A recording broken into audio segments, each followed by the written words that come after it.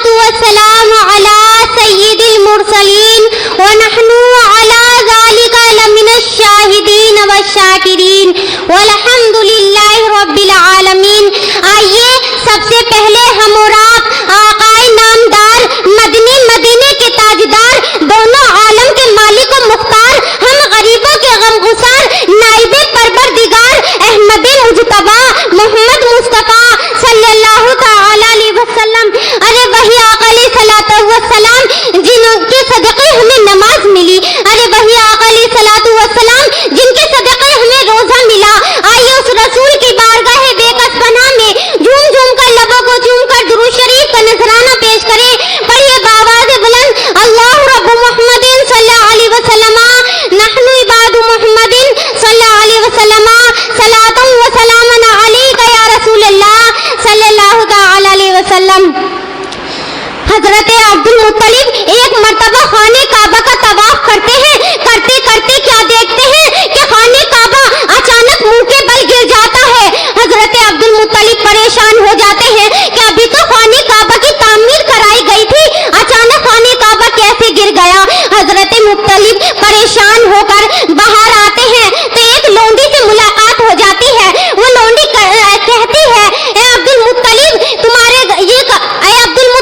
تمہارے گھر پوتا پیدا ہوا ہے. خدا کی قسم مسلمانوں، حضرت عبد المطلب نے فرما دیا کہ یہ خانہ، اے مسلمانوں سن لو، یہ خانہ کعبہ گرا نہیں تھا بلکہ سجدے میں تھا، کیونکہ آج میرے پوتے محمد عربی صلی اللہ تعالی علیہ وسلم کی ولادت و سعادت کا دن ہے.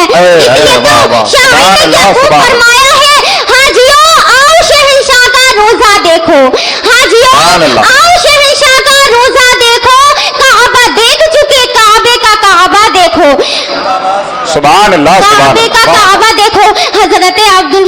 حضرت جبریل امی حضور صلی اللہ تعالی علیہ وسلم کی بارگاہ رسالت میں عرض کرتے ہیں یا رسول اللہ صلی اللہ تعالی علیہ وسلم، میں نے داؤد علیہ السلام کی امت کو جہنم میں دیکھا ہے. یا رسول اللہ صلی اللہ تعالی علیہ وسلم، میں نے زکریا علیہ السلام کی امت کو جہنم میں دیکھا ہے. یا رسول اللہ صلی اللہ تعالی علیہ وسلم، میں نے ادریس علیہ السلام کی امت کو جہنم میں دیکھا ہے. یا رسول اللہ صلی اللہ تعالی علیہ وسلم، میں نے نوح علیہ السلام کی امت کو جہنم میں دیکھا ہے. یا رسول اللہ صلی اللہ تعالی علیہ وسلم، میں نے ادریس علیہ السلام کی امت کو جہنم میں دیکھا ہے. اتنا کہہ کر حضرت جبریل خاموش ہو جاتے ہیں، کیونکہ انہیں پتا تھا اگر میں نے رسول کو ان کی بھی امت کو جہنم میں جانے کا تذکرہ کر دیا تو رسول کا چین بے چینی میں بدل جائے گا، حضور کا قرار بے قراری میں بدل جائے گا، حضور بے قرار ہو جائیں گے، حضور کی آنکھوں سے آنسو اشکبار ہونے لگیں گے.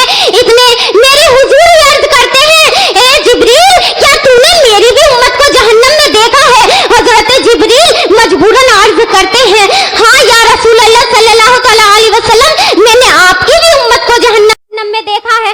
اتنا سننا تھا کہ میرے رسول کی آنکھوں سے آنسو اشکبار ہونے لگتے ہیں. حضور کا قرار بے قراری میں بدل جاتا ہے، حضور کا چین بے چینی میں بدل جاتا ہے، حضور بے قرار ہو جاتے ہیں اور روتے روتے غار ہرا میں چلے جاتے ہیں.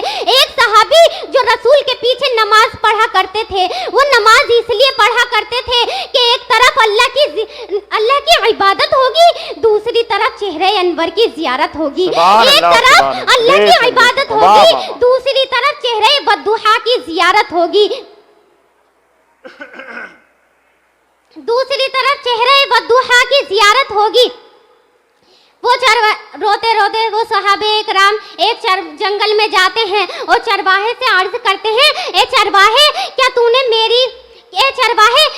میرے محمد صلی اللہ تعالی علیہ وسلم کو دیکھا ہے؟ کیا تو نے مزاغ البصر کو دیکھا ہے؟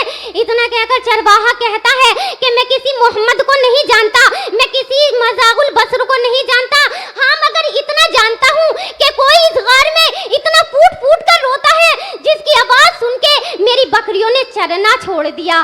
اللہ اکبر. میرے رسول اللہ صلی اللہ تعالی علیہ وسلم غار ہرا میں زاروں قطار رو رہے ہیں. کس کے لیے رو رہے ہیں؟ ہم گناہگار امتیوں کے لیے رو رہے ہیں. اور آج کل ہم تو نماز بھی ڈھنگ سے پڑھنی نہیں آتی اور میرے آقا علیہ الصلوۃ والسلام غار ہرا میں رو رہے ہیں. وہ چرواہا جو صحابہ اکرام اس چرواہے سے سنتے ہیں یہ بات تو وہ سمجھ جاتے ہیں کہ اتنی دردناک آواز سے رونے والا، اتنی پھوٹ پھوٹ کے آواز سے رونے والا میرے نبی کے سوا اور کچھ نہیں ہو، کوئی نہیں ہو سکتا۔ وہ صحابہ اکرام روتے روتے غار ہرا میں جاتے ہیں، کیا دیکھتے ہیں کہ میرے نبی صلی اللہ تعالی علیہ وسلم کا سر سجدے میں ہے، سر سجدے میں ہے، میرے نبی زارو قطار روتے جا رہے ہیں، روتے جا رہے ہیں۔ صحابہ اکرام عرض کرتے ہیں اے رسول اللہ سر کو سجدے سے اٹھا لیجئے، مزاغ البصر سر کو سجدے سے اٹھا لیجئے، اے میرے آقا سر کو سجدے سے اٹھا لیجئے، اے حسن حسین کے نانا جان سر کو سجدے سے اٹھا لیجئے، اے فاطمہ الزہرا کے بابا جان سر کو سجدے سے اٹھا لیجئے۔ لیکن میرے نبی ان کی بات نہیں سنتے، بلکہ بار بار اپنے رب کی بارگاہ میں عرض کر رہے ہیں رب حبلی امتی، رب حبلی امتی، اے اللہ میری امت کو میرے حوالے کر دے، اے اللہ میری امت کو بخش دے، اے اللہ میری امت کو میرے حوالے کر دے۔ اتنا کہہ کر بار بار صحابہ عرض کر رہے ہیں یا رسول اللہ سر کو سجدے سے اٹھا لیجئے، میرے آقا سر کو سجدے سے نہیں اٹھا رہے ہیں۔ وہ صحابہ اکرام آپ نے سجدے تو بہت دیکھے ہوں گے، ہر کسی نے سجدے میں سبحان ربی الاعلیٰ پڑھا ہے۔ عمر فاروق نے سجدہ کیا تو سجدے میں سبحان ربی الاعلیٰ پڑھا، کسی مفتی نے سجدہ کیا تو سجدے میں سبحان ربی الاعلیٰ پڑھا، حضرت علی نے سجدہ کیا تو سجدے میں سبحان ربی الاعلیٰ پڑھا، فاروق اعظم نے سجدہ کیا تو سجدے میں سبحان ربی الاعلیٰ پڑھا، عثمان غنی نے سجدہ کیا تو سجدے میں سبحان ربی الاعلیٰ پڑھا، کسی مفتی کا سجدہ سبحان ربی الاعلیٰ، کسی مدرس کا سجدہ سبحان ربی الاعلیٰ، کسی امام کا سجدہ سبحان ربی الاعلیٰ۔